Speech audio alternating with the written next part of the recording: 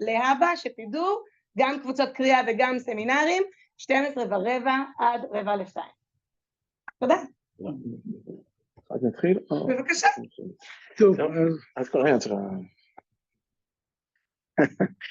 כל אני שמח לפתוח את הפגישה הראשונה שלנו כאן השנה, ובאמת זה מאוד מרגש לפתוח עם פרופסור סטרומזה, פתיחה מאוד מכובדת. אני רוצה רק להזכיר שאנחנו, הסמינר שלנו הוא פעם בשבועיים פה, פעם בשבועיים לסרוגין יש לנו קבוצת קריאה, בעוד שבועיים תהיה לנו פגישה עם, נערך פה את דוקטור סרג' עוזר מהאוניברסיטה העברית, הוא ידבר על חסידי ישוע מנצרת מול היהדות הרחבה, בין פולמוס פנימי להיפרדות הדרכים. ובעוד 4 שבועות, לערך יותר, 5 שבועות, בשני לדצמבר, יהיה אירוע ספר לרגל צאת ספרו של יורם מיטל. זה אירוע שהיה אמור להיות בשנה שעברה, ונדחה בגלל המלחמה באיראן. Sacred Places Tell Tales, Jewish Life and Heritage in Modern Cairo. האירוע הזה יהיה האירוע היחיד שיתחיל ב2, לא 2:15, נכון? 2. המפגש שלנו, תרשמו לעצמכם, בשבוע ההוא יהיה גם, תשלחי זימונים, יהיה לא בין 12 ל-2, אלא באופן חד פעמי בין 2 ל-4. אז זהו, כמובן המשך תקבלו עדכונים, זהו, אז אם אין פה, we'll turn to English. It's a great honor for us to welcome Professor Stroumsa to deliver the opening lecture of our academic year. Here at the center, Professor Stroumsa is among the most distinguished scholars of religion in Israel and worldwide. We asked him for a short bio, but it turns out his short bio is longer than my long one. I apologize in advance that I won't able to read all of it. Stroumsa is a Martin Buber Professor Emeritus of Comparative Religion at the Hebrew University of Jerusalem, Professor Emeritus of the Study of Abrahamic Religions, and Emeritus Fellow of Lady Margaret Hall University of Oxford. He is a member of the Israel Academy of Sciences and Humanities, the Academia Europea, and the British Academy. Professor Stroumsa is the author of 19 books and 160 articles. It's not a mistake. Let's say it בקרוב אצלכם. An editor or co-editor of 21 books. His most recent book is Dynamics of Monotheism in Late Antiquity, Oxford, 2025, this year. That is also the title of today's lecture. Professor Stroumsa, the floor is yours. Thank you very much. I understand that it's in honor of Melissa that we are doing this in English, which is all right because my text was written in English. It's standard. English or Hebrew. Okay. I will actually what I will do today, but of course questions can be asked also in Hebrew or in French. What I'll do today is introduce this new book of mine that was published a few months ago, this summer at Oxford, and by presenting its introduction, which presents the set of problems that I'm dealing with, which is actually a problem of conversion, not individual conversion, but conversion of the world, of the late antique Mediterranean.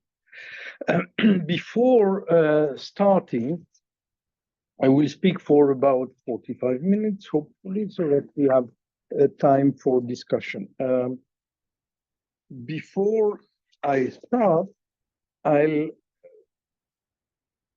I want to remember a story. Many years ago, 30 maybe, in Jerusalem, there was a conference on Irano-Judaica. There was a series of conferences organized by the late Shaul Shaked and the late Amnon Netzer, and I was asked to chair one session, and in that session, 2 people were speaking. The president of the Farsi or Zoroastrian community in Mumbai, and the high priest, the dastar of the community. The president read a paper emphasizing how beautiful religious dualism is. And the high priest coming afterwards said, the man doesn't know about what he speaks. Zoroastrianism is a monotheism. I'm addressing my prayers only to the one God. And it struck me that in the same community, there would be the same religion could be identified as either monotheistic or dualistic. Okay. When we speak about the religious revolution of late antiquity, we usually deal with what is called the passage from paganism to Christianity, or the passage from polytheism to monotheism, which is the same. In this paper, I want to reflect on what I call dynamics of monotheism, the very long late antiquity, not the longest, but up to the rise of Islam, let's say. Some people end with Ibn Sina, but I think it's not really convincing. I want to emphasize not mainly the passage from polytheism to monotheism, but the dynamics of monotheism and dualism. Gnosticism, Manichaeism, dualistic trends within Christianity, within Judaism, and so on. And Zoroastrianism, of course. Okay. Although the idea of monotheism has been with us for a very long time, the term itself is a relative newcomer. Its first English appearance was in 1660 in Henry Moore's explanation of the grand mystery of godliness. It did not gain currency in English before 1750 and entered German, French, and Italian even later.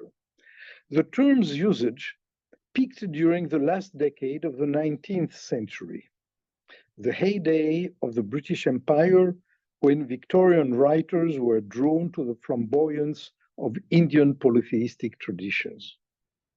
Why monotheism? The question can be asked from upstream, why one God rather than many? Or from downstream, why one God rather than none? According to the widely spread scholarly view, best exemplified by David Hume in his Natural History of Religion, 1757, the number of gods has been declining in human history in a steady process of simplification and rationalization. If so, then one God gets very close to no God at all. Indeed, Josephus testifies that in the 1st century BC, the Jews were called godless, atheoi, by Apollonius of Molon.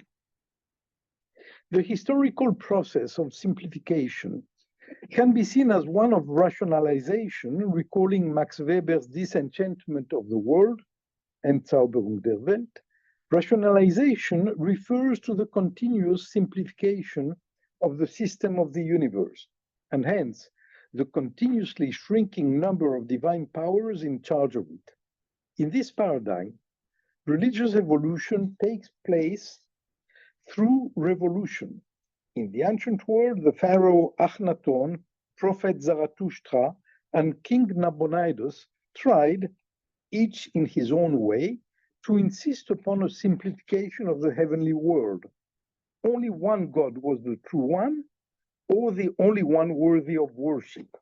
However, although Egyptologists often present Akhenaton's religious revolution in monotheistic terms, it has also been characterized as cosmotheism, while the devotion to Sin, the moon god by Nabonidus, was arguably closer to henotheism than monotheism. Henotheism is the belief that there may be many gods, but who are only interested in one.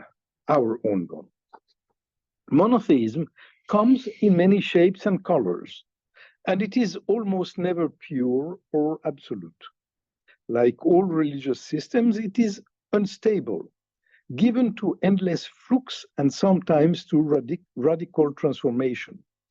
Today, when we speak of Abrahamic religions, we're referring to Judaism, Christianity, and Islam, as well as to various kindred religions, such as those practiced by the Samaritans, the Mormons, or the Ahmadis. Late antique Abrahamic monotheism was either universalist, Christianity and Islam, or particularist, Judaism. For Christians, as well as for Muslims, the same religious truth is to be shared by all humanity, all individuals and all peoples. Jews, on the other hand, have always maintained the paradox of a universal God and a chosen people. By the middle of the 2nd century, Christians had positioned themselves as the true inheritors of Abraham, replacing the Jews, who, they said, had abandoned his path. The Christians also claimed that they alone understood the biblical promises to which the Jews remained blind. This is clearly stated, for instance, in the writings of Justin Martyr. In a sense, mid-2nd century, in a sense, the polemics auseinandersetzung between Jews and Christians throughout late antiquity is the story of the polemics between them regarding who are the true sons of Abraham. The argument between Jews and Christians is presented directly in Jewish and mainly Christian polemical texts and reflected in other literary genres, Jewish and Christian liturgical poetry, for instance, as well as in oral exegetical traditions, such as Midrash among the Jews, and in a number of Christian traditions, often in Syriac. Christian collective and religious memory is here conflated with the Jewish collective memory.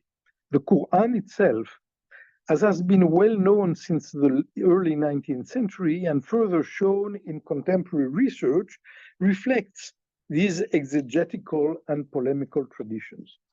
Although the Quran exhibits a polytheistic background in Arabia, recent research has found evidence of a significant monotheist presence in the Western Arabian Peninsula, from the Hijaz to the Yemen, way beyond the reach of Jewish and Christian communities. The precise nature of this monotheism, which has been dated to the late 4th century, at least, is unknown. However, it appears to have had what one could call a Jewish flavor. Hence, when we speak, as is becoming increasingly fashionable, of the Quran as a late antique text, we ought to remember that it is a very specific kind of late antiquity that is referred to here, that of the Abrahamic religions, not that of Hellenic paideia culture. Both, if something is not clear, just raise your hand, that's all right. Both Gerald Hoting and Patricia Crone have argued that the mushrikun of the Quran, literally those who associate another divine figure with the one God, were monotheists, as has long been claimed. Indeed, shirk seems to lie at the very heart of monotheism.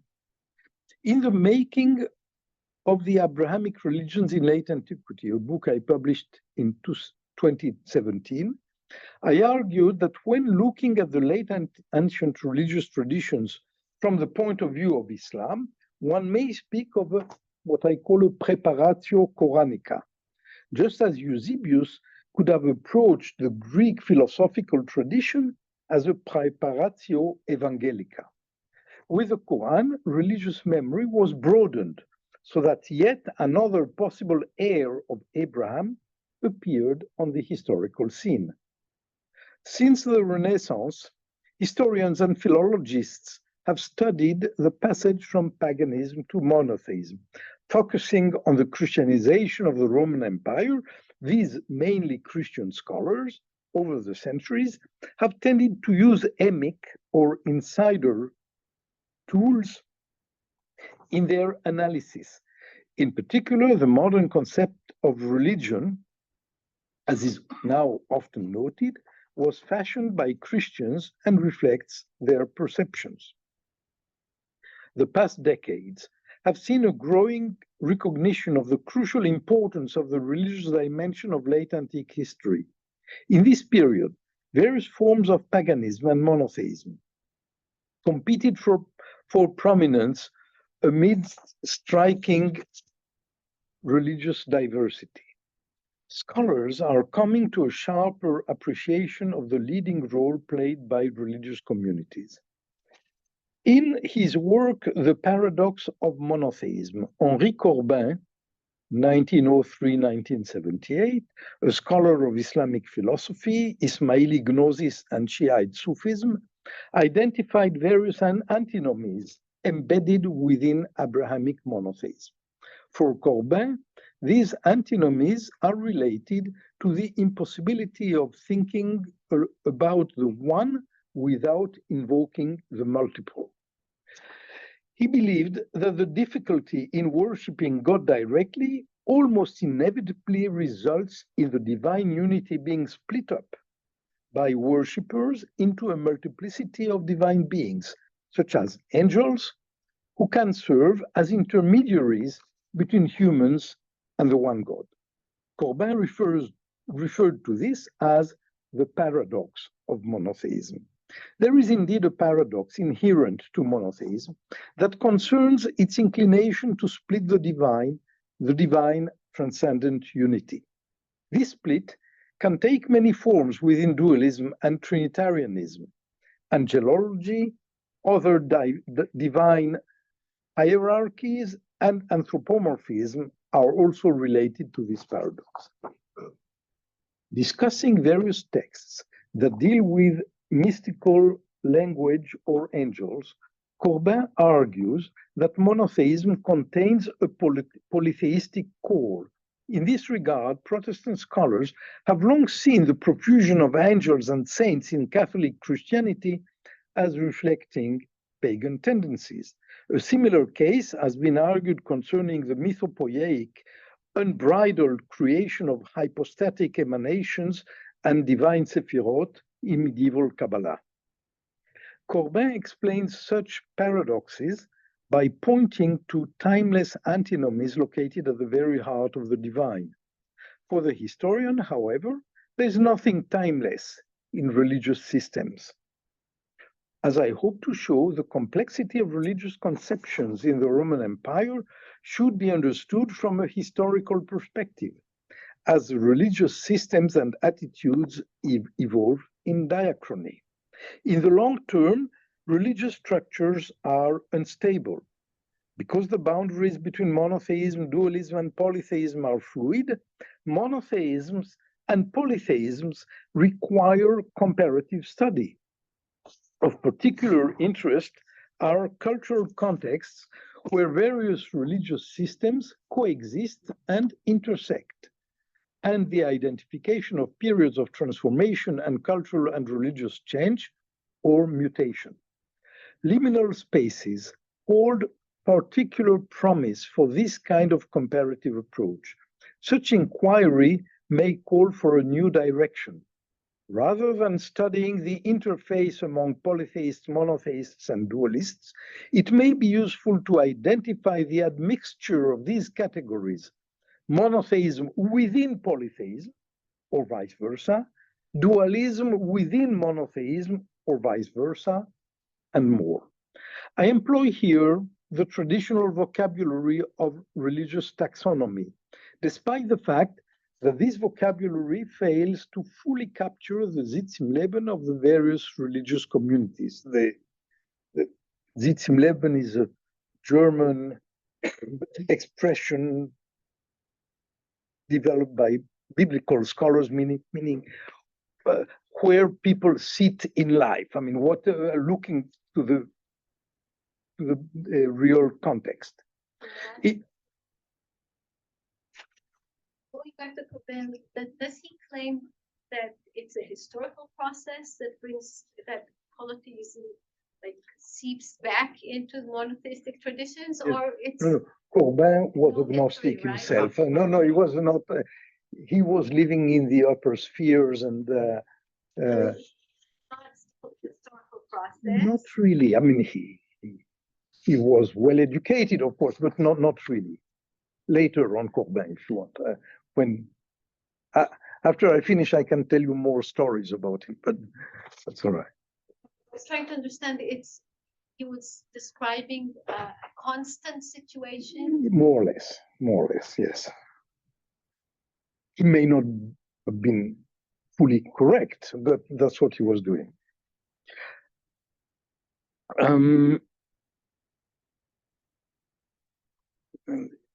In fact, mounting evidence indicates that elements of our traditional categories are in what can be called a state of mixture. Attitudes often associated with polytheism may reflect monotheistic or dualistic conceptions, while self-proclaimed monotheists often espouse views that have a polytheistic or dualistic imprint. Indeed, it can be said that dualist thought patterns represent a monotheism stretched to its radical conclusions. Late antique Jewish, Christian, Gnostic, and pagan forms of monotheism were always tinged with a dualist hue.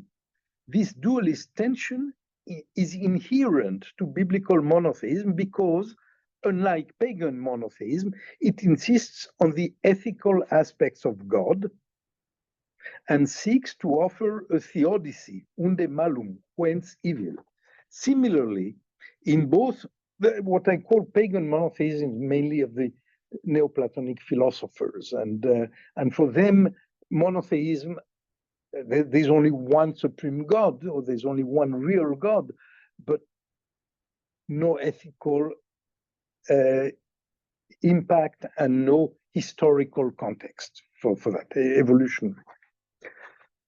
Similarly, in both Manichaeism and Sasanian Zoroastrianism, the doctrine of dualism was never absolute. Regarding the latter, the Zoranite heresy represents a clear attempt to move from a dualist to a monist worldview within Zoroastrianism. Notably, the pagan conversion to Christianity was not driven by the desire to confess God's unity. Rather, as cogently argued by Gillian Clark, the failure of pagan monotheism lay in its being both overly exclusive, its teachings were accessible to few, the philosophers, and overly inclusive. It did not prohibit the cult of the gods, and therefore Christian monotheism had the upper hand. In his work, sorry,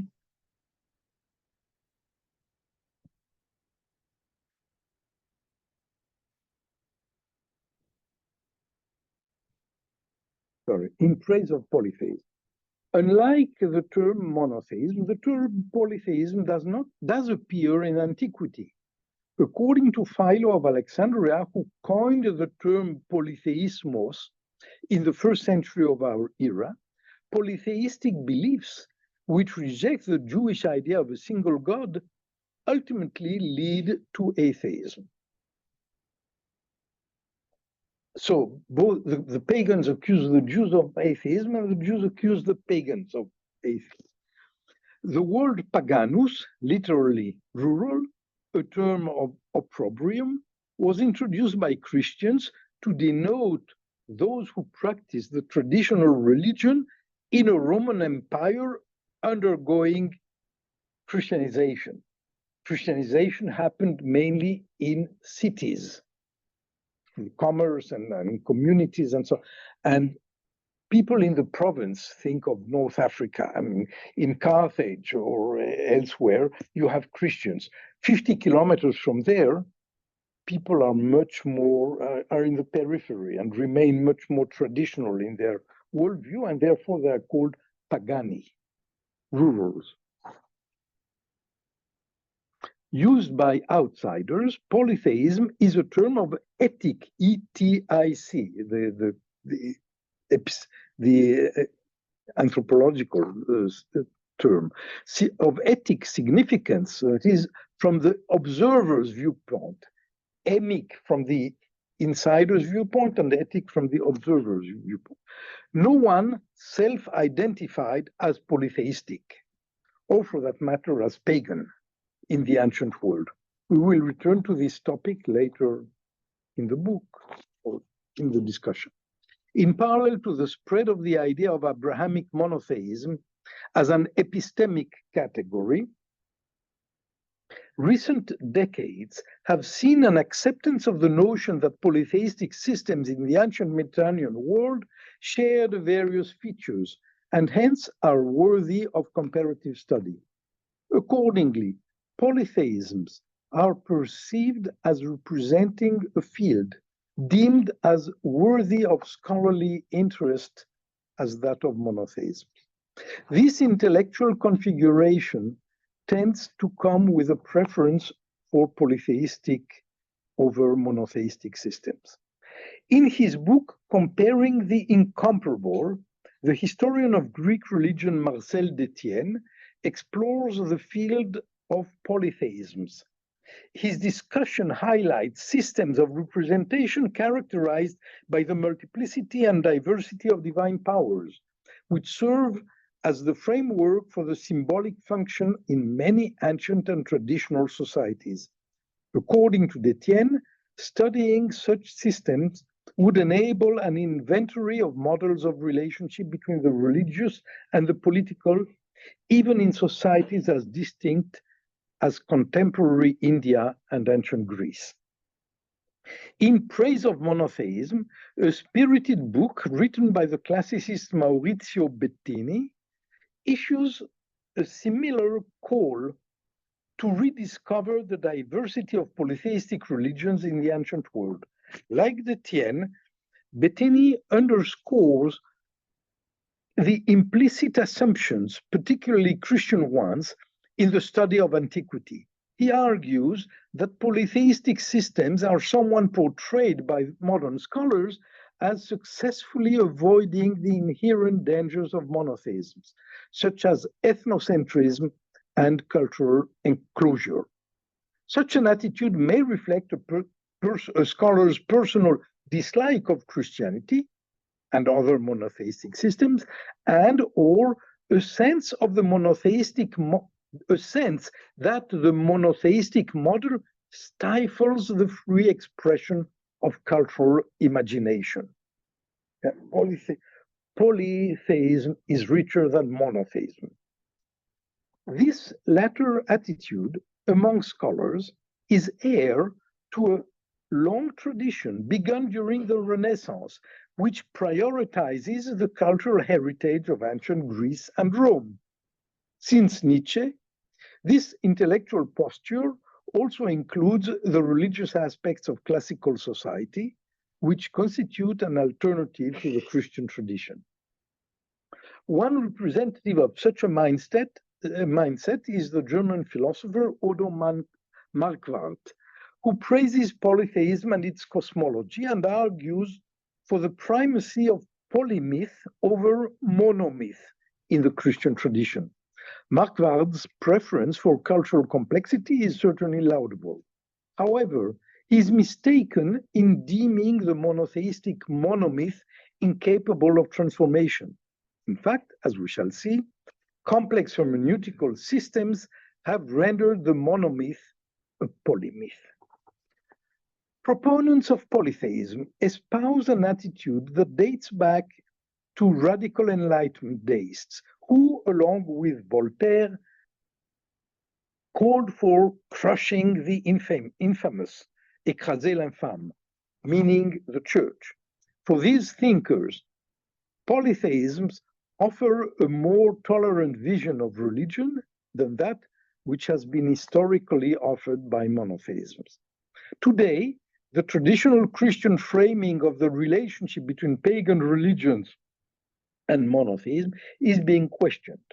In his studies, Détienne refers to the what he calls the structures of polytheistic systems.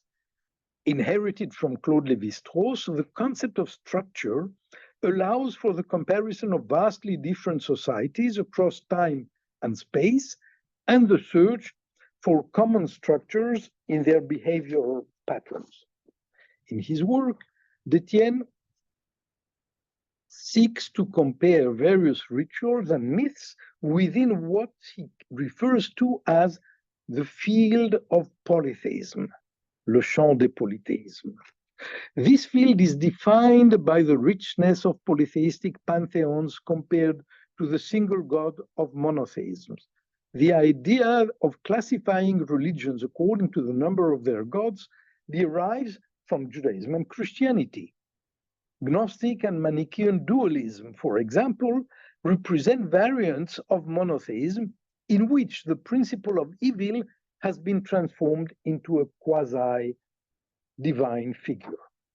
Détienne's stance again shows that the traditional epistemology of religions relies on a fundamentally binary mindset. Philo, for instance, counterposed the concepts of polytheism and monotheism.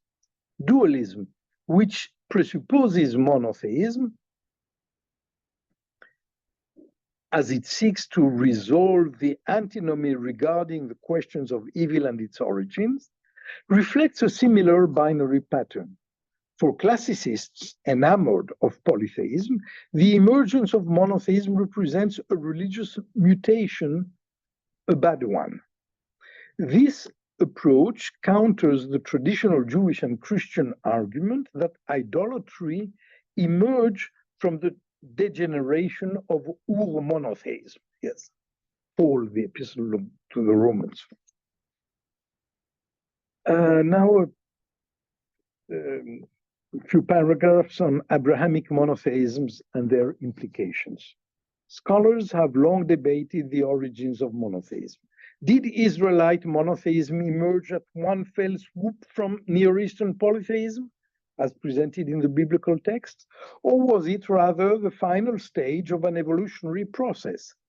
Today, biblical scholars and historians of the ancient Near East increasingly question the revolutionary birth of monotheism.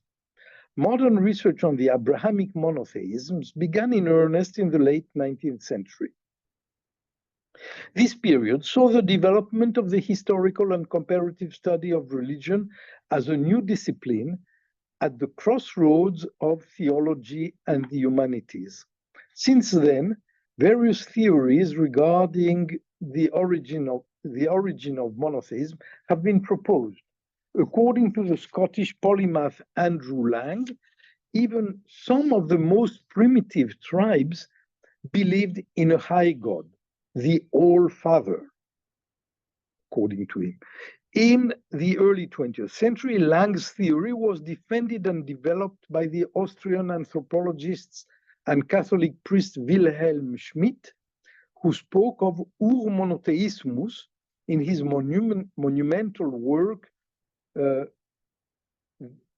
Rise of the Idea of God, der Ursprung der Gottesidee, and by the Italian historian of religion, Raffaele Pettazzoni.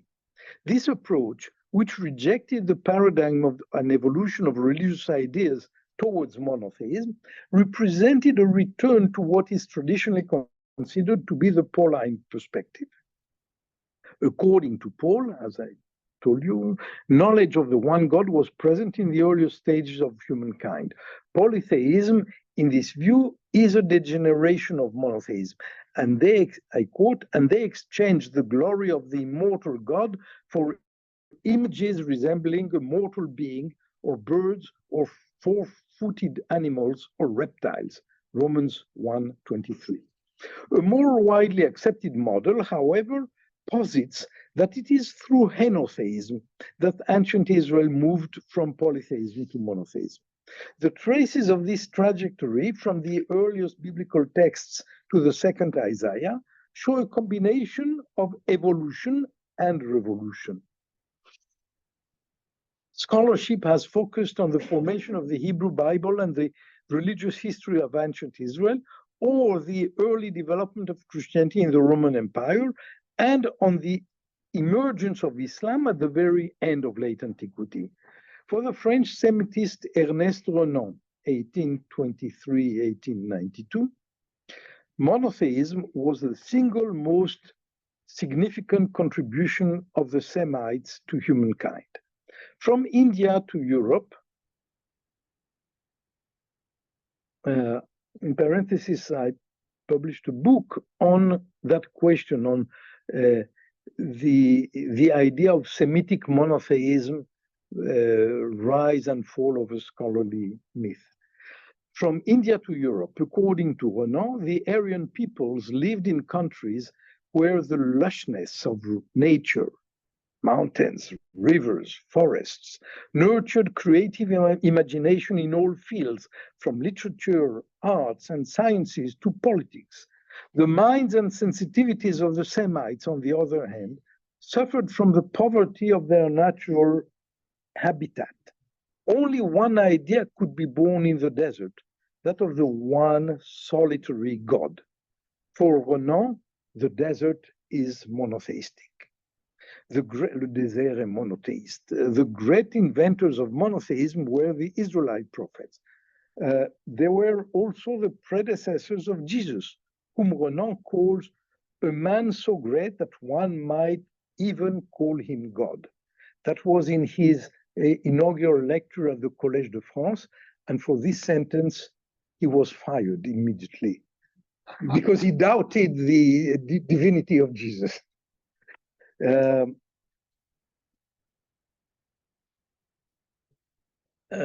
Islam for Renan, the last great religious invention of humankind, was also for him the weakest, as it represented the least attractive kind of monotheistic religion imaginable.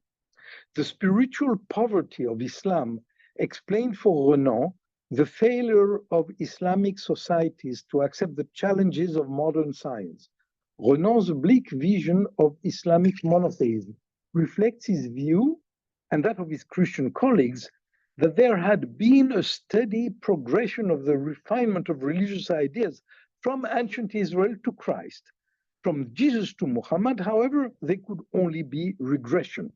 For these scholars, the apparent purity of Islamic monotheism pointed to a lack of sophistication. So there is such a thing as people who are anti-Semitic, but mainly hate Muslims, because Jews at least brought Jesus to us. How religions evolve.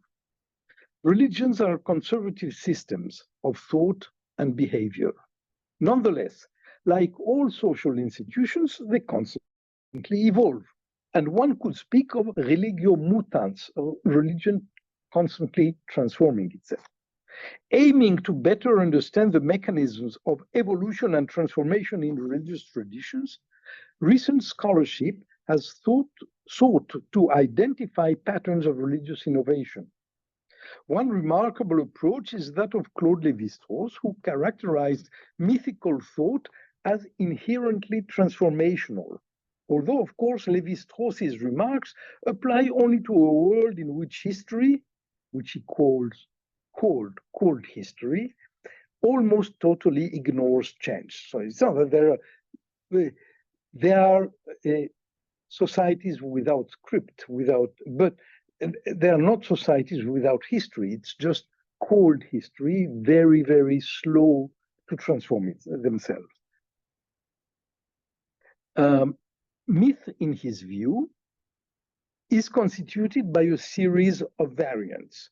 Like Lévi-Strauss, Philippe Descola, who replaced him, who was retired now, but was professor of anthropology at the Collège de France after Lévi-Strauss, also studies the transformation of myths, focusing on variants. I suggest applying a similar strategy to religions, approaching each tradition as a set of variants. Instead of mythologumena, it is theologumena that we will tackle. With the introduction of the time dimension, it is the rules according to which religions are transformed, rather than their morphology, that holds particular interest for the historian. Through textual hermeneutics, the meaning of scriptures continuously changes, and with it, religion itself. Yet, transformational patterns pertain to more than written texts. In ancient societies, religious stories and beliefs were, for the most part, transmitted orally.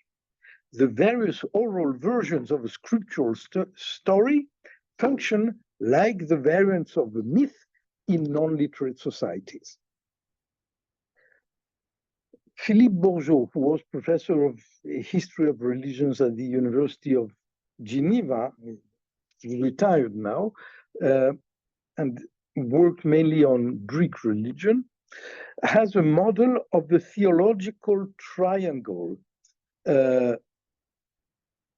and invests historical reality with further complexity. According to him, in Hellenistic times, the Egyptian religion, Greek religion, and Judaism constituted such a triangle of constant passages and transformations.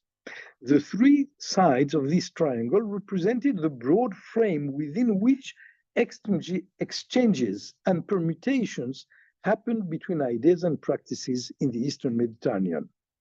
Bourgeot's model may facilitate the conceptualization of religious dynamics in other contexts as well. In the Roman context, paganism, quotation mark, Judaism and Christianity have traditionally been triangulated, with Christianity, Islam, and Judaism constituting the major theological triangle in medieval times, in the long Middle Ages. However, studies on religious interaction have tended to address only two of the three triangulated elements at a time. Bourgeot's model extends the inquiry to all three elements. Scholars have conceptualized Christianity as a Judaism adapted to the Romans or to the Greco-Romans, while Islam has been seen as a Judaism adapted to the Arabs. I suggest that the Abrahamic family can be perceived as a kind of meta-religion. Drawing on Noam Chomsky's conceptualizations in the field of linguistics, we might say that the Abrahamic family represents a deep structure of religion, while its various members, such as Judaism, Christianity, or Islam, are characterized by their surface structure. Within the deep structure, one observes a continuous circulation of theological ideas, scriptural interpretations, and ritual patterns, as well as an increasing flow of stories, kaleidoscopic in expression. Most of you may be too young to know what a kaleidoscope is. Yeah. So, okay. When I was a child, we played, decades before the invention of computers, we played with kaleidoscopes. So you have structures that change, make new forms all the time. But they are the same elements.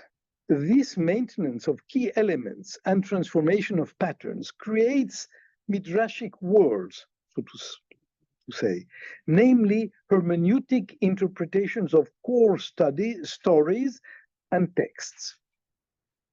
Such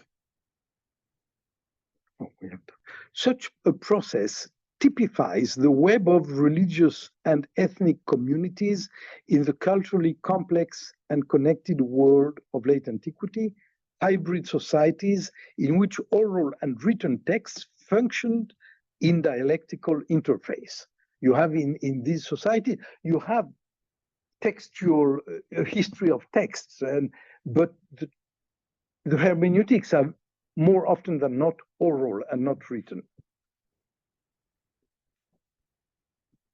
Those intertwined midrashic worlds shaped and reshaped cultural and religious memory, transforming what Marquard has called the monotheistic monomyth into an infinite polymyth.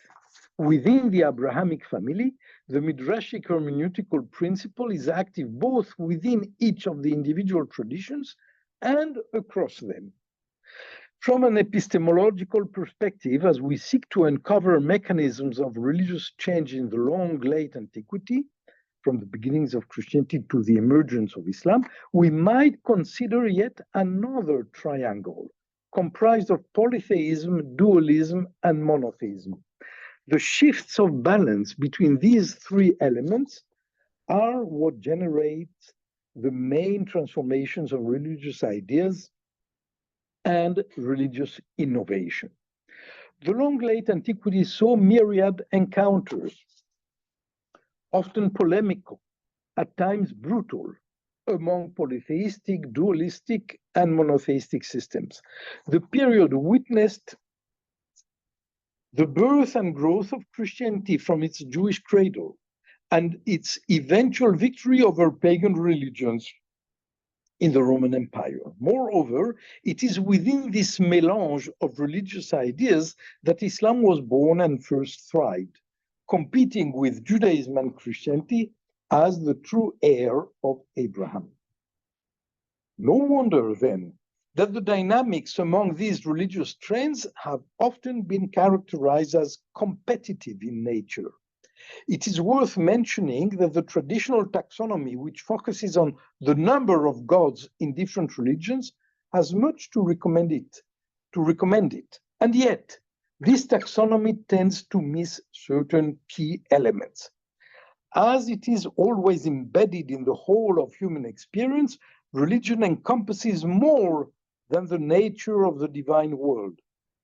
It also resolutely engages with cosmology, in particular with cosmogony and eschatology, and also with the natural world, and with anthropology, the nature of the relationship between soul and body, as well as the major aspects of social life, such as ethics and politics. Alongside the victory of monotheism, late antiquity saw the emergence of sacred scriptures in a number of religions, from the canonization of the Mishnah and the New Testament, both in the late 2nd century. And I think it is to be more precise, the term New Testament appears around 180, and the Mishnah is canonized more or less at the same time. Mishnah is in Greek deuterosis, the second Torah, just like the kaine diatheke, the New Testament, the new Torah. And I think it's no chance that Jews and Christians in the 2nd century are competing. Who has the best, who knows how to read the Torah? The Jews say through the Mishnah, the Christians say through the New Testament. So it's the same. Mishnah and New Testament are the same thing, basically. What I think. Where yeah. The Canadian historian of religion, Wilfred Cantwell Smith, with whom I studied at Harvard in the 1970s, thus spoke of the scriptural movement in the late antique Near East and the Eastern Mediterranean. A useful concept in understanding religious mutations in our period is that of canonization. But canonization is only part of what we might call the scriptural universe. We also witness the birth and growth of world religions such as Christianity, Manichaeism. Manichaeism is the first religion to define itself as a world religion from its inception, not Christianity. Manichaeism comes later, but Christianity was the new Judaism. It didn't present itself as a world religion at first. Mani certainly intended to speak for all of humankind. And Islam. also noticeable is a new care of the self and a fresh attitude towards the body, mainly expressed in asceticism. The importance of eschatology is another key element in understanding the late ancient path up to Islam. It is often assumed that religious evolution follows a path towards complexity. As societies grow increasingly complex with time, so do religious worldviews and rituals. However, this is not necessarily the case.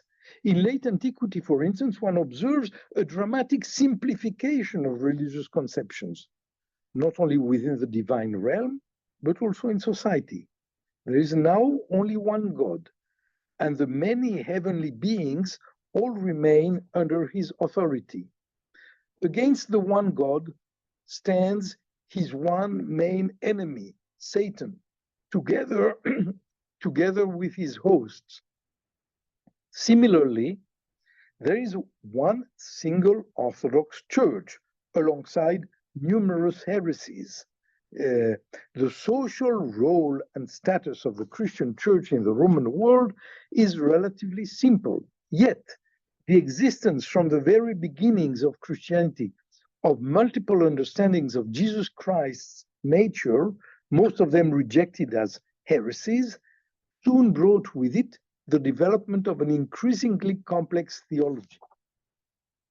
Similarly, even Manichaeism, a radically dualistic system, should be seen as a particular twist on an essentially monotheistic worldview.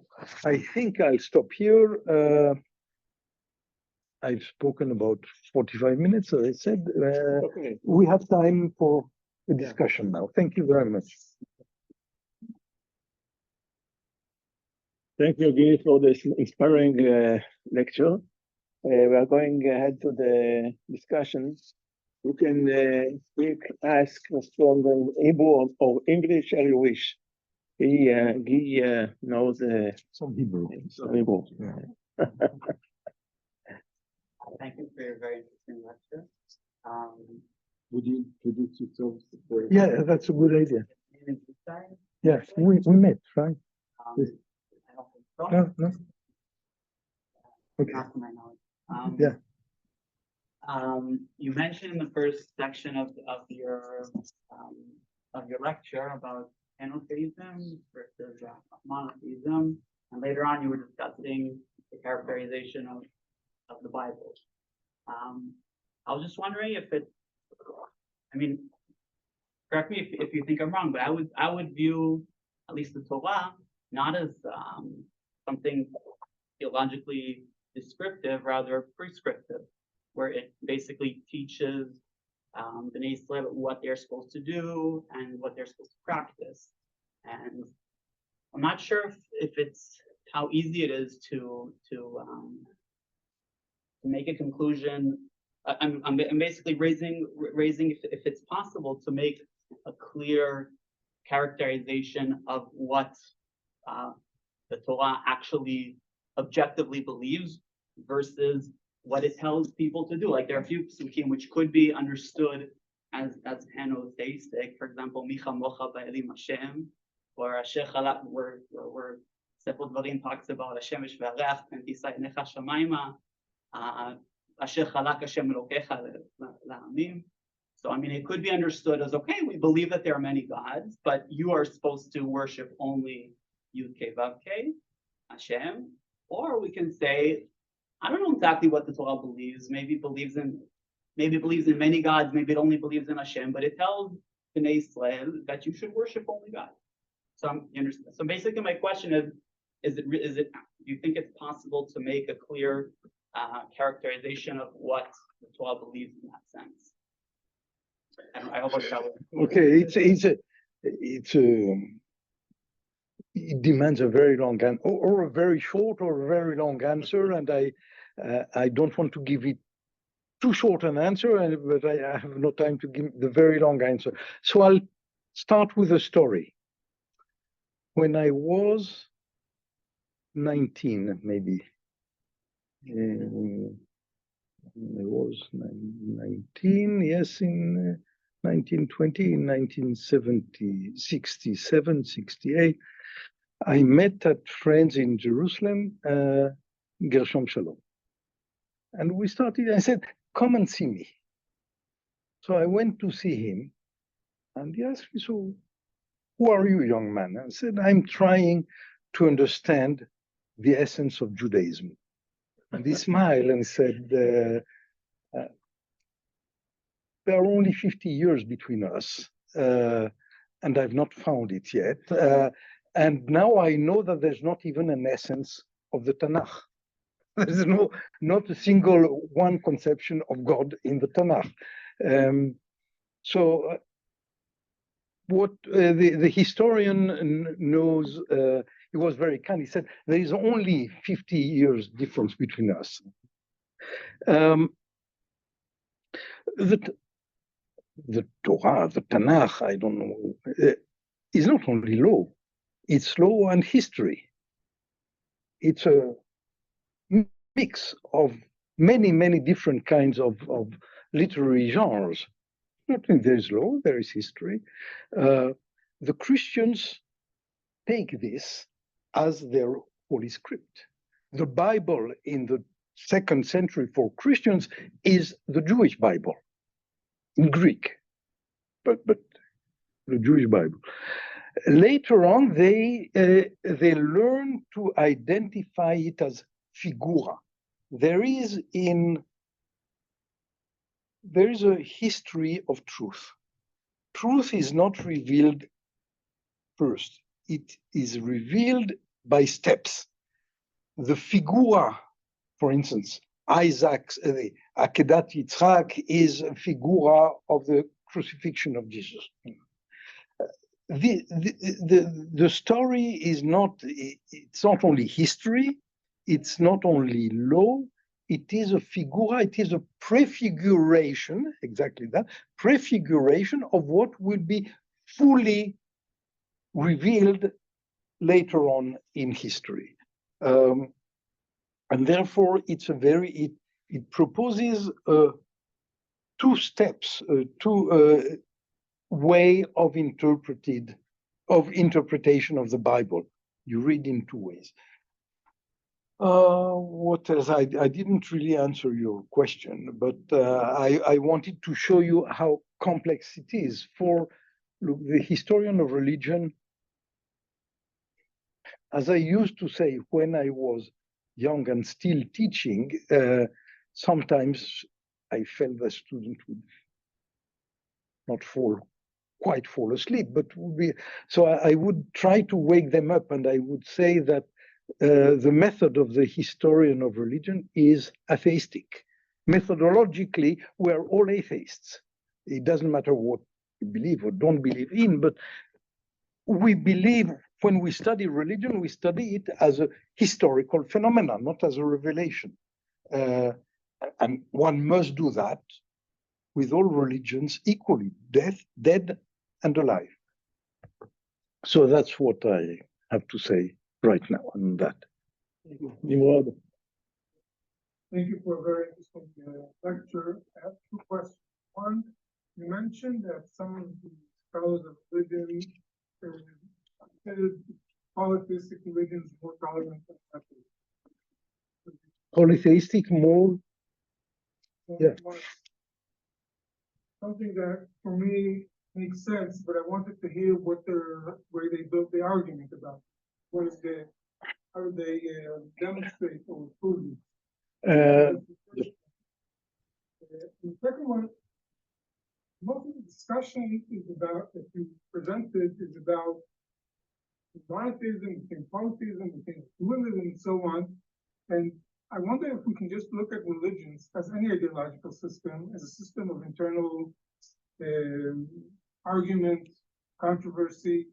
And then, obviously, it's not just monotheism in the sense of one God, but a variety of ideas about God competing with each other. And that makes it an historical dynamic. And then you have to bring in people. Because in all of the discussion, I did not hear anything about the politics of religion, in the sense that there are people who believe in struggle with each other to dominate the community and its belief system and so on. So I'm wondering if you can comment about that, please. Could you rephrase the second question, please, briefly? Crazy. So we had most of your discussion was, I would say, purely intellectual history about ideas that exist in different religions, monotheism, dualism, and so on. And what I want to understand is, can you add another dimension, and that is the people who are fighting or representing these trends. And then you can look at religion as an arena, every single religion, as an arena in which people compete with each other for different interpretation. But for that, you need political aspect. And that's social and political aspect. And that's what I wanted to know if you can comment about. Okay. Again, that's a very long answer is needed. In what the first one, those people who there is a long tradition since the Renaissance of people mainly born and educated as Christians and who get tired of it. And you know, I mean, from the Renaissance to Nietzsche and further on, who say that in the wars of religions and so on, and both Catholics and Protestants, by the way, and say that monotheism is bad because it's not tolerant, and when they are sophisticated, they said, but look at the Turks, so the Muslims, they are able to tolerate one another. You know, they have Jewish and Christian communities in the Ottoman Empire and so on. We Christians are unable to do that. Among scholars, it is mainly among classicists, people, scholars of Greek and Latin literature, who are, it's a good thing, enamored with their field of study and think that this was a beautiful world and polytheism is tolerant because there are many gods and you choose your own gods and you have yours, I have mine, and that's fine.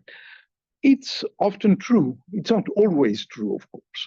The Romans were able to have brutal, and the Greeks, brutal, don't want to use the word persecution, but attacks against religious deviance when they felt that it had a political impact, when they felt that it was threatening the unity of the polis or of the republic in Rome or then the empire. You find that, and in Thailand as well as in Sri Lanka, you have Buddhists who know and Buddhist monks who know very well how to kill people. So it's unfortunately it's not a monotheistic invention, but it's true that it fuels intolerance, and religious violence is not exactly religious intolerance, but of course there is a common ground.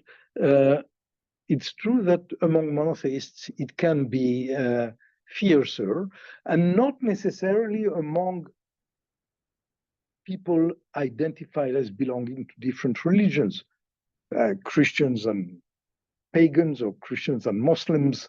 It is mainly within the religion. Heresy is much more a threat than the enemy without, basically. And the second question, well, we have to deal with, this is what I presented basically is the introduction to my book, and there's 7 chapters in which I deal with different aspects, showing how monotheism and dualism, monotheism and polytheism are in contact and in transformation. What interests me is mainly to understand mechanisms of transformation in the history of religion. But so I don't have laws of, I'm no physicist. I cannot bring predictions as physicists do, and I don't have laws of dynamics. But I see that sometimes you can understand a bit better how this, what I want to do in my work is to emphasize complexity, basically. Complexity, that things are less simple than disciplinary traditions usually think. Does that help? Yes. Okay. Yes, Melissa. Let me just take some water. I'm listening. Yes, the historical perspective and the like study of text and everything when we're in social science, it's not common to have these exchanges, so it's amazing. I have a question about, you mentioned that the modern concept of religion was fashioned by Christians. I was wondering Was if you could- fashioned by Christians, like the way we understand the concept of Yeah. religion today. I was interested in hearing more about that. Yeah, okay, that's a very good question too. It's true. It's true. There is no real word for religion in ancient literatures, in ancient, in Greek. You have different words. Together, you can, it's true that religion was developed by scholars who are at least culturally Christians in Europe.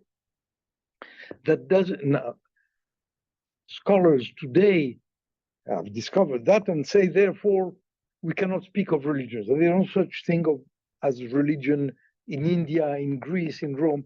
That's bullshit. I mean, there is such a thing.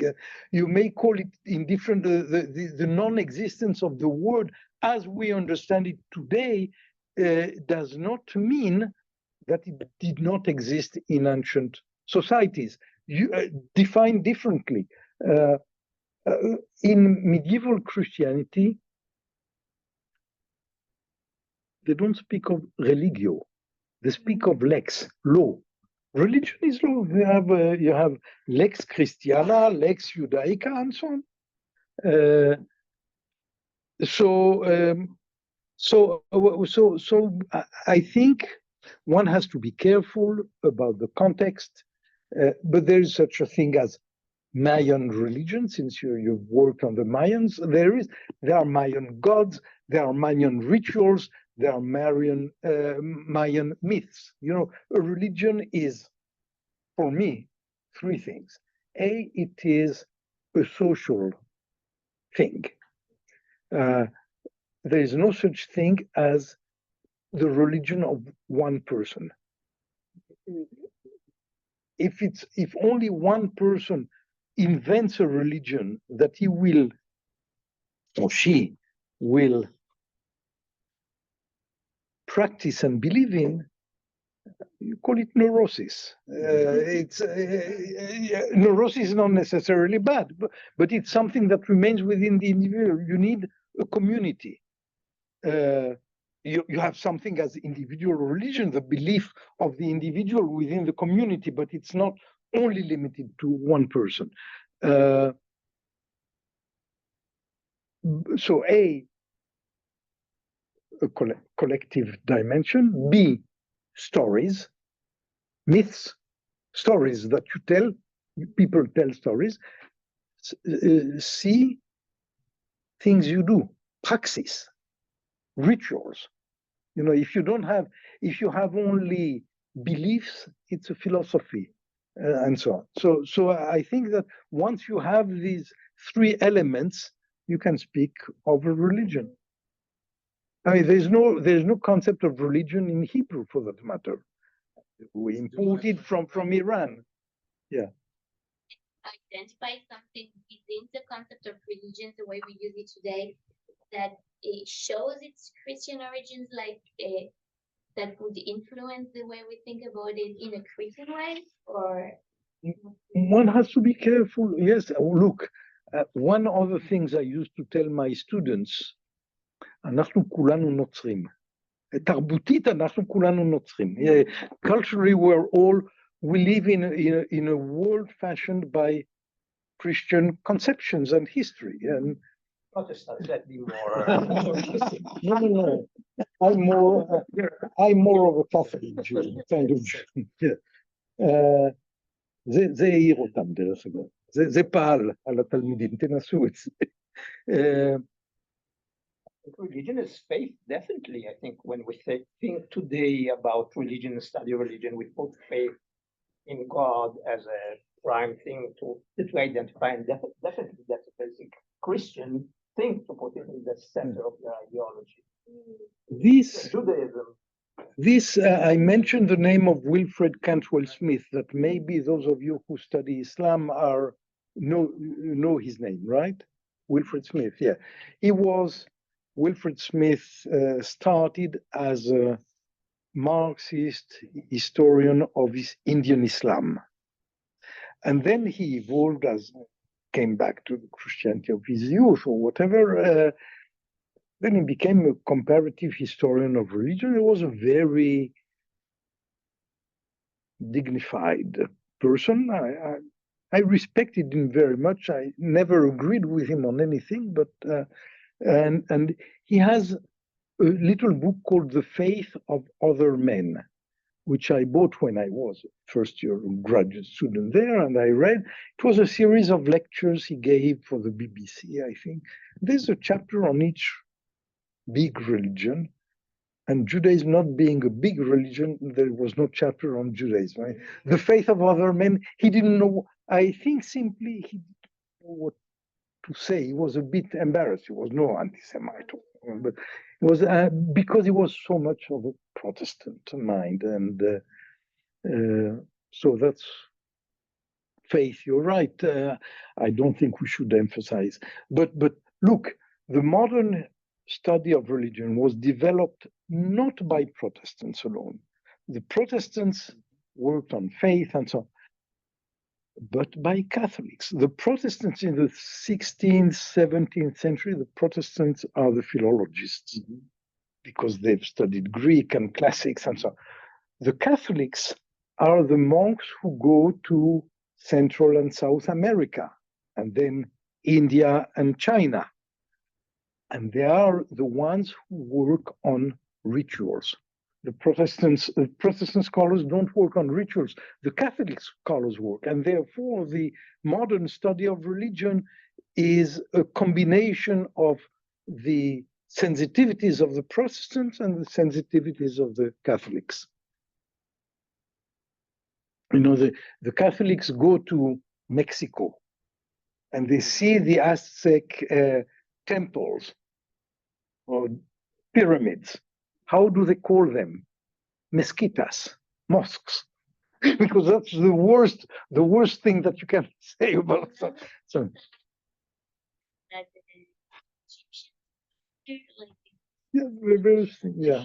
yeah.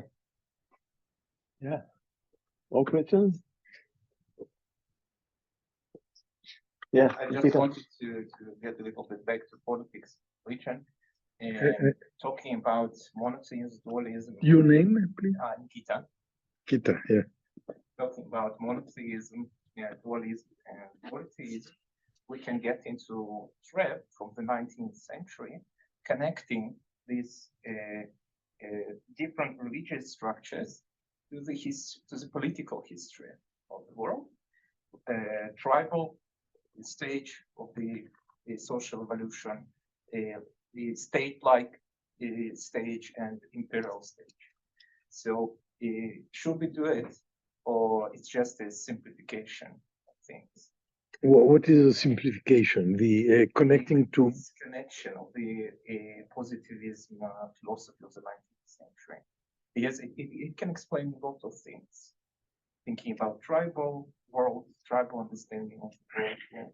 There are many people from the different parts of the world. Each of them has their own god or gods, yeah, and so on, then it starts the process of unification of societies.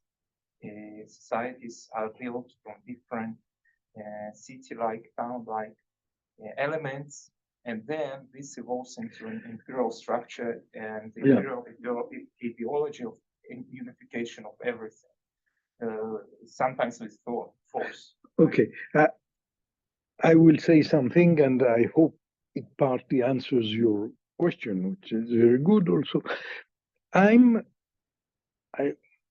My doctoral dissertation was on Gnostic mythology, so latent ancient Christian and meta-Christian and Jewish texts. And then I developed the history of religion in late antiquity, or the combinations of religions in late antiquity, what I presented here.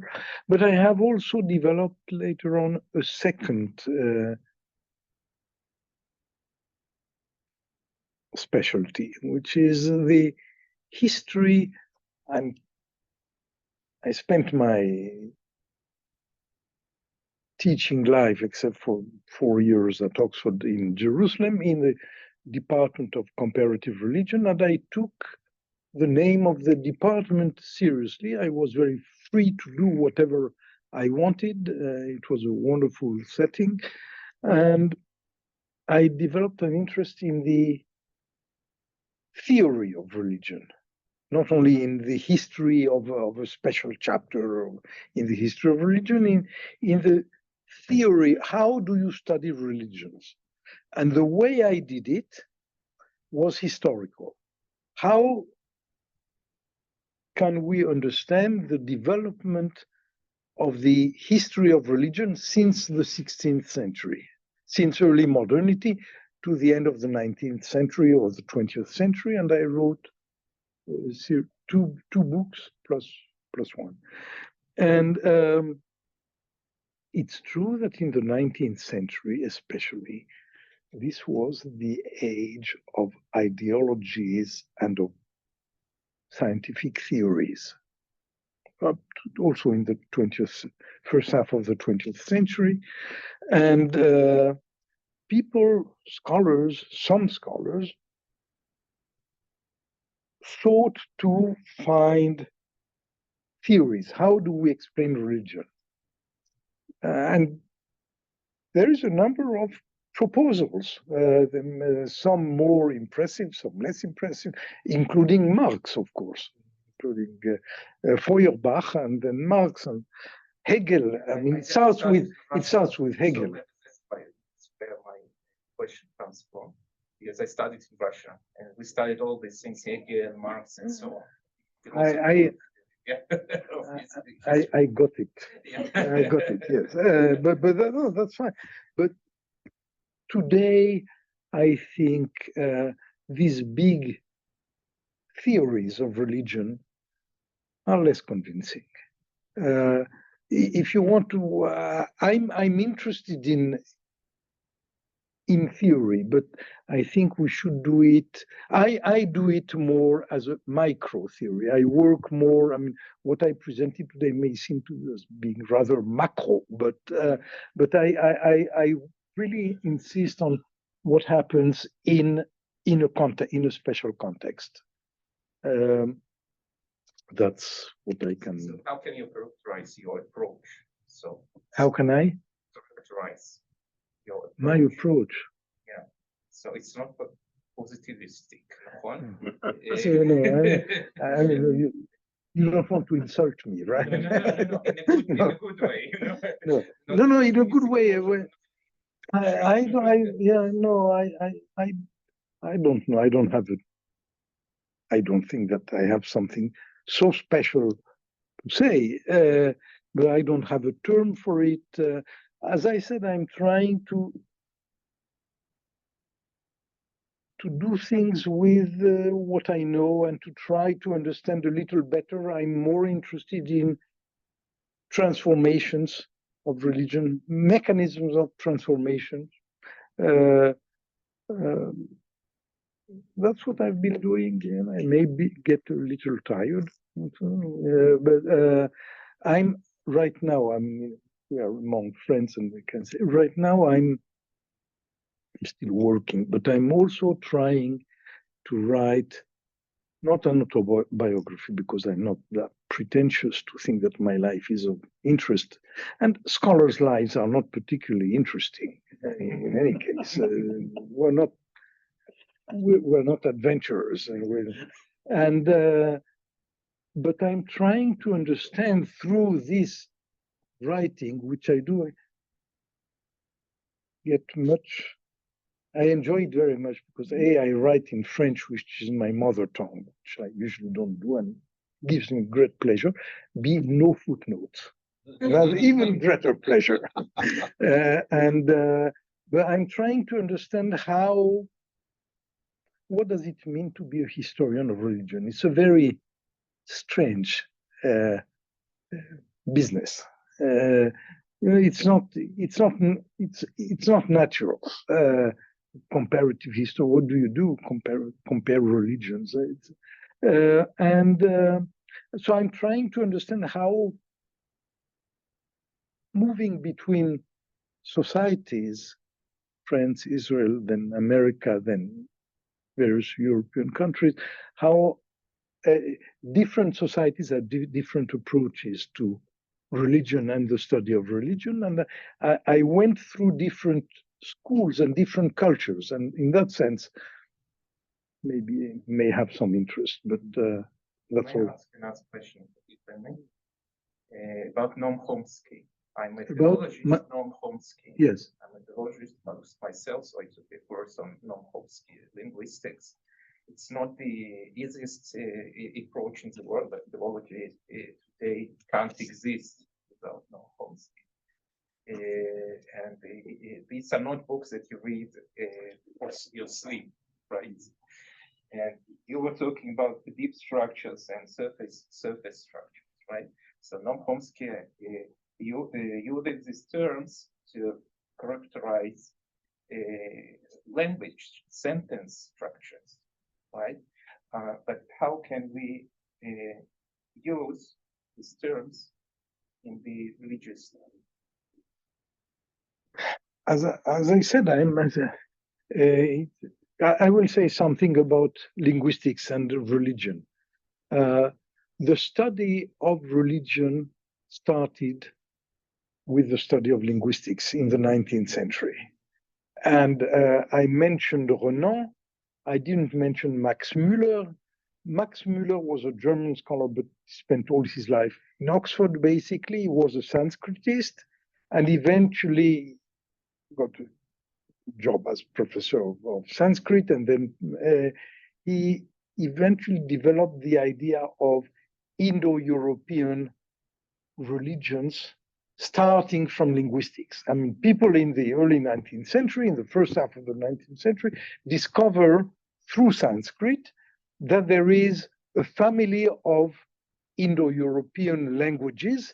So from Sanskrit and ancient Iranian languages to modern English and Portuguese or whatever, all these are Indo-European languages, except for Basque, Finnish, and Hungarian.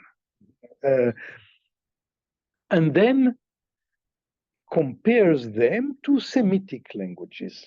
Well, this stands today. It's perfectly correct. And then he started his, Max Müller's idea is that religion starts from an illness of language. There are things that we don't understand correctly, and then we invent myths to understand them. It's not a theory that has lasted, but he relates to, and therefore, if we have Indo-European, at the time called Aryan, languages versus Semitic languages, then you have Aryan religions or Aryan peoples versus Semitic peoples, and then Aryan religions versus Semitic religions. And we all know where it led us in the 20th century. Of course, this is false. You don't have, Aryan people do not necessarily have Aryan religions and vice versa. And Chomsky never said anything about religion as far as that I know. Did he? No. His father was a professor of Hebrew, was a Hebrew. Chomsky knew Hebrew at some point in his, but it seems that someone once told me he knew only Hebrew and English, and therefore his theories are not very convincing. But I don't know. I just use this idea that you have structures that can be seen, and you have structures that cannot be seen. Or if you want explicit, I usually speak about explicit versus implicit. You have explicit things. I don't know, halacha. You have rules in the Shulchan Aruch, and you have also implicit things in religion, things that are not spoken, that are not written, not because they are not important, but because they seem to be obvious to everybody. And therefore you don't have any trace of them. Look, the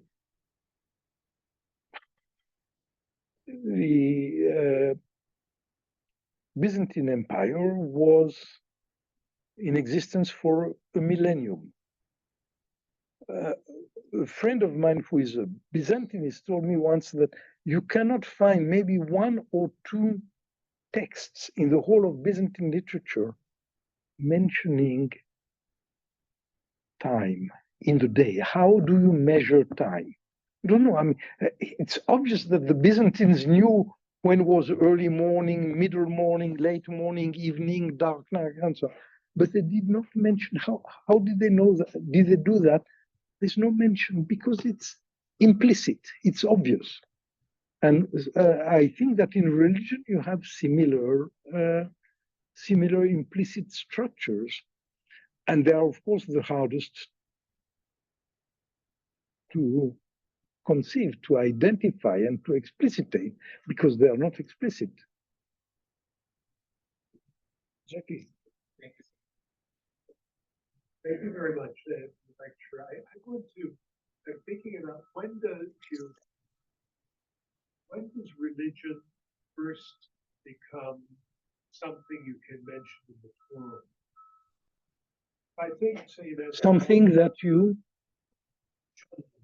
plural rather than singular in the way it's used. Yeah. I think in the parallel with culture that there's a kind of dividing line where culture becomes implicitly perhaps something very defined, high culture that is ours, as opposed to when cultures become plural, we're already in a very often in a different world of discourse. Does that happen with religion? The way that the word religion in the singular or plural is used. I'm reminded of this because of a pastor who I guided many years ago, and he began his talk saying, we don't have a religion. Other people have religions. We have a personal relationship with Jesus Christ. Okay? Now, how is that, it's because here it's a resistance, there's only one, don't put us in the plane with other religions. There's only one. When does religions become used in the plural?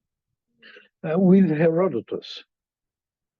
So a long time ago, I mean, he doesn't speak about religions, but he describes rituals, the way other peoples, non-Greeks, behave and believe, and their gods. So it's different from ours. Not the word religion. The word itself. The word itself.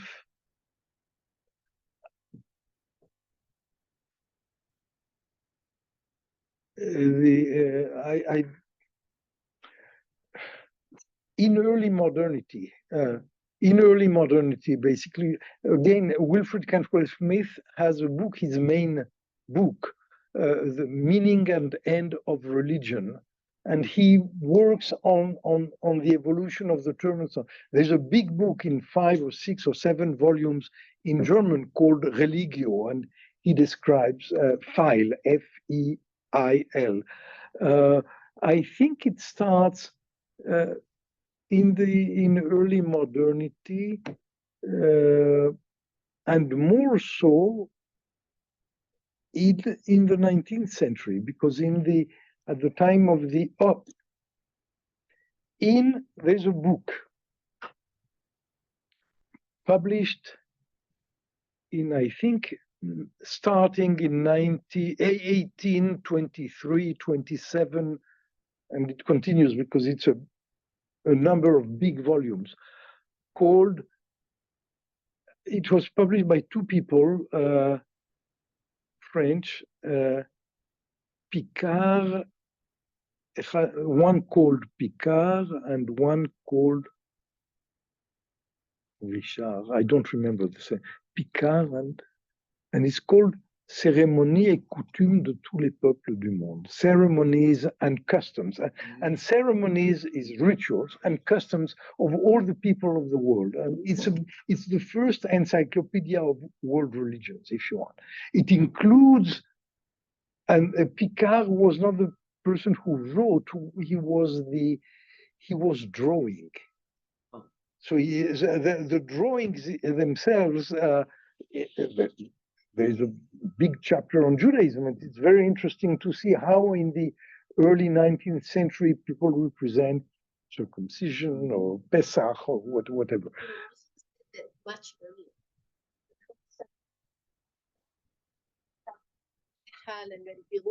Exactly. Yeah. But when you speak about Adian? The word Adian is definitely not in the title. Yeah, but it's religions. The idea that there are different religions exists. Yeah, but I'm not sure what's the best way to translate. Il Milal wal Nihal is translated into English like religions and sects, or sects and religions, right? That's the word Adian. And yes, the author describes different systems of ritual and belief, and Al-Biruni about also 11th century describes calendars and ways to calculate time, both from the scientific and the cultural perspective. Very interesting. Like says how the Jews do it, how the Christians do it, how the Indians do it, calculate time. Yeah. Yes. So the idea that there are many, the knowledge that there are many religions is very ancient. That's why I said Herodotus. If you want to speak about the word in Western European languages, it's much later, but I don't think this is very important. Bye? Yeah? Yes, yeah. I'm sure he addresses that. So when it says something like the 17th century, yeah, that's right. Anyway, it's a it's a classical article, yes. Yeah, I think it's Jackie, does that help? I think that the as you mentioned that the question of the modern concept of religions, at least in religious studies, being indebted to Christianity, and I wonder, how much that translates over to the way the word religions are implicitly used to say. Here, you said, okay, religion requires, right? So a collective stories and praxis, right?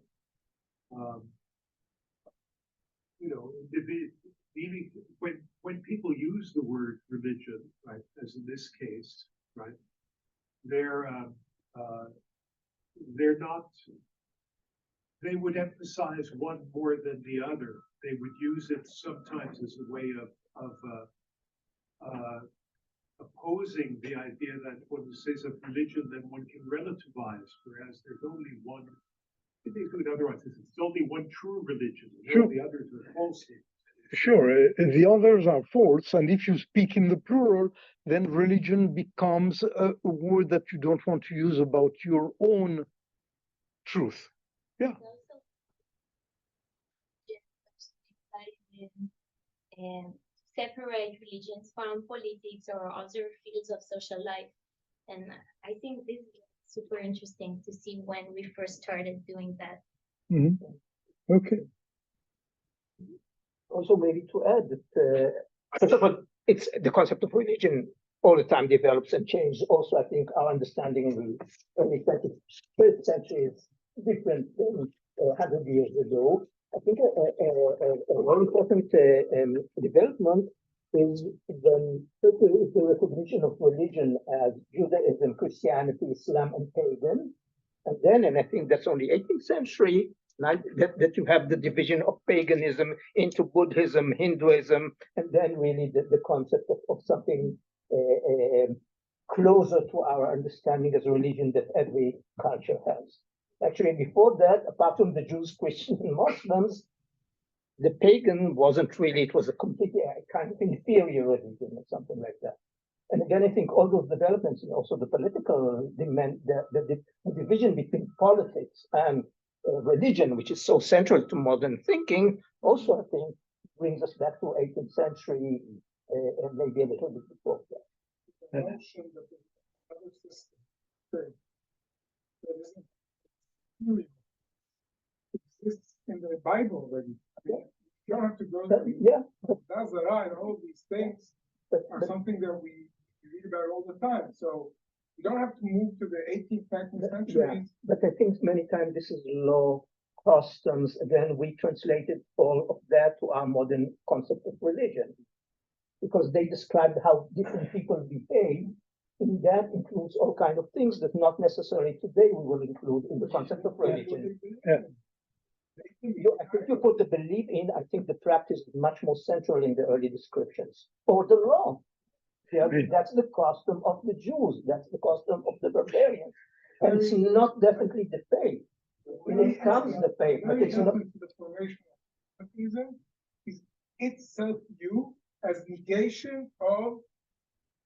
But as Guy told us at the beginning, monotheism is first used in the 16th century and actually becomes widely used only in the late 19th and early 20th century. The only book of mine that was, I think, I must go because I have a meeting in Jerusalem at 4 o'clock.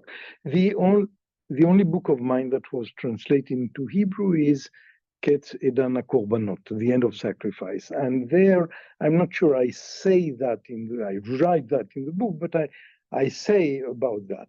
If you take someone from Jerusalem in the 1st century CE and bring him or her to Gallia or to Brittany or to Egypt and watch a ritual, sacrifice or whatever, or vice versa, someone from Gallia you bring to Jerusalem and he or she watches, they would know instinctively that this is, I don't know these people, I don't know their language, I don't know their gods, but that's religious.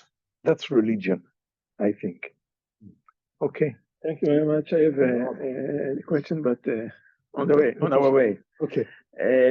Thank you very much. There are still a few questions, open questions, but that's the right way to open the new year. So thank you very much, Guy. And אנחנו נפגשים בשבוע הבא בקבוצת מחקר, בעוד שבועיים יש פה